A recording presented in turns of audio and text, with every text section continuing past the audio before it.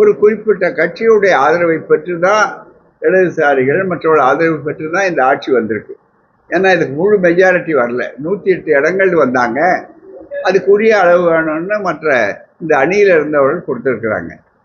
அப்படி அணியில இருக்கிறவர்கள் வரும்போதே தீட்டிய மரத்திலே கூறு பார்க்கறதுங்கிற மாதிரி இங்க வரும்போது பட்டியல் எடுங்க. கூட்டணி கட்சிக்காரர்களுடைய பட்டியலே மாணவர்கள் போராட்டம்னா யார் யார் இருக்காங்க, இடதுசாரிகள் இருங்கன்னு ஒரு சர்க்குலர் கொடுத்து, அந்த சர்க்குலர் சுற்றறிக்கை வந்து அது பெரிய அளவில் எனக்கு வந்த உட்பாடு எதிர்ப்பு வந்த உடனே மாணவர்கள்லாம் கிளர்ச்சியை சும்மா இருக்கிற சங்க ஊதி கெடுத்தா ஆண்டின்னு பழமொழி சொல்லுவாங்க.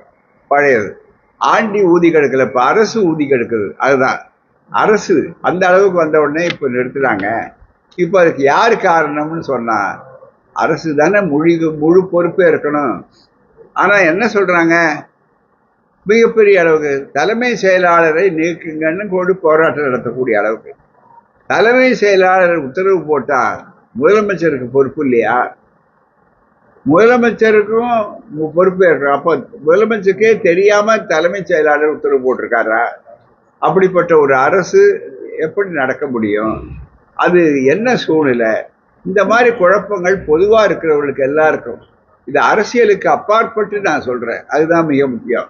ஆகவே அந்த வரும்போது ஆட்சியாக நடக்கட்டும், வெறும் காட்சியாகவோ அல்லது அது இருக்கக்கூடாது. ஆட்சி பல வகையில நாங்கள் மாற்றம்னு சொன்னாங்க. மக்களும் மாற்றத்துக்கு தான் ஓட்டு போட்டிருக்காங்க. அது வரவேற்கிறது. ஜனநாயகத்தில் மக்களுடைய தீர்ப்பை நாம் அலட்சியப்படுத்தக்கூடாது. ஆனால் அந்த மாற்றம் உண்மையாகவே ஆக்க ரீதியான மாற்றமாக இருக்க வேண்டுமே தவிர அது ஏமாற்றமாக ஆக்கிவிடக்கூடாது. இதுதான் எஞ்சிய நாட்களுக்கு அரசியலுக்கு அப்பாற்பட்டு தேர்தலை விட தலைமுறையை பற்றி கவலைப்படுகிற திராவிடர் கழகத்தினுடைய தெளிவான கருத்து. ஊழல் குறைஞ்சா நல்லதுதான். ஆனா அதே நேரத்துல இந்த ஊழலுக்கு அடித்தளமானதெல்லாம் தேர்தல் முறை. இந்த தேர்தல் முறையே மாற்றி அமைக்கணும். ஊழல் குறைஞ்சிருக்கிறதுங்கிறது வரவேற்க வேண்டாம். எந்த ஆட்சி இருந்தாலும் அதை யாரும் தவறு இல்லை. ஆனா எது ஊழல் எந்த அளவுக்கு வந்திருக்குங்கிறது போக தான் தெரியுமே தவிர வேற ஒன்றும் இல்லை. ஒரு சாரார் இப்படி சொல்றாங்க, இன்னும் ஒன்று அதிகமான அளவுக்கு சங்கடங்கள் வந்திருக்குதுங்கிற கருத்து இருக்கு. ஊழல் இல்லாத ஆட்சி வரணுங்கிறது தான் எல்லாருடைய கருத்தும்.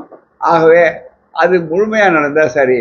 ஆனா அரசாங்கத்துக்குள்ளேயே யார் முடிவெடுக்கிறாங்க, யார் அறிவிக்கலைங்கிறது. ஊழலுங்கிறது வெறும் லஞ்சம் மட்டும் அல்ல, தவறு நடந்தாலும் ஊழல் தான். நன்றி.